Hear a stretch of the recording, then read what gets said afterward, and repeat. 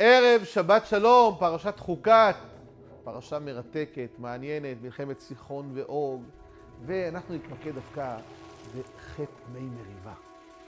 הקדוש ברוך הוא אומר למשה רבנו, קח את המטה ודבר אל הסלע. למה לקחת מטה? אם הקדוש ברוך הוא רוצה שמשה רבנו ידבר אל הסלע והסלע יוציא מים, למה לקחת מטה? מה המטרה בלקיחת המטה?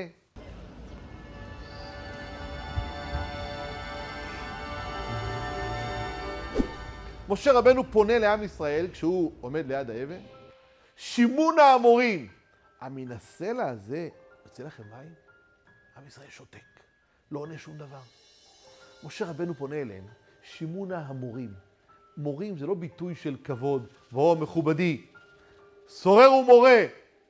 אדם שהוא מורד, קוראים לו מורים. שימון האמורים. אנשים שמורדים חלילה ובאים בתלונות כל הזמן. אומר הספר, בעל ההפלאה, שהוא חיבר ספר על התורה פנים יפות, שהשבוע הייתה הזכרה שלו בד' תמוז, הוא מביא ביאור מדהים.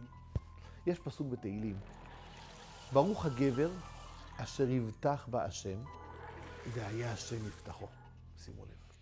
ברוך הגבר אשר יבטח בה השם, הגבר אשר יבטח בה השם, אם אתה תבטח בה השם, והיה השם יפתחו. אם השם יראה שאתה שם יהבך רק בו, יש לך ביטחון אבסולוטי בו, אז והיה השם יפתחו. אבל אם אתה בא מלכתחילה בספקטיות, כן, מאמין, לא מאמין, כן, ביטחון, לא מאמין, זה לא יעבוד לך. ברוך הגבר אשר יבטח בה השם, והיה השם יפתחו. הוא מביא את זה לאורך הספר של פרשת וישלח, הוא מביא את זה בעוד מקומות.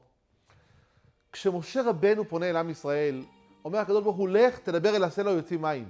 הם בעלי אמונה. מה עשה משה רבנו? שימון האמורים. פנה אליהם בדרך, זאת אומרת, אתה לא בוטח בהם שהם מאמינים, ואתה פונה אליהם בצורה שאתם אנשים שאני מלכתחילה רואה בכם שלילי.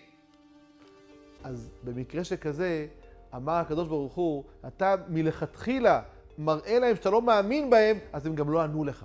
אם משה רבנו היה בא אליהם, רבותיי, הנה הקדוש ברוך הוא שלח אותי, מהסלע הזה יוצא מים.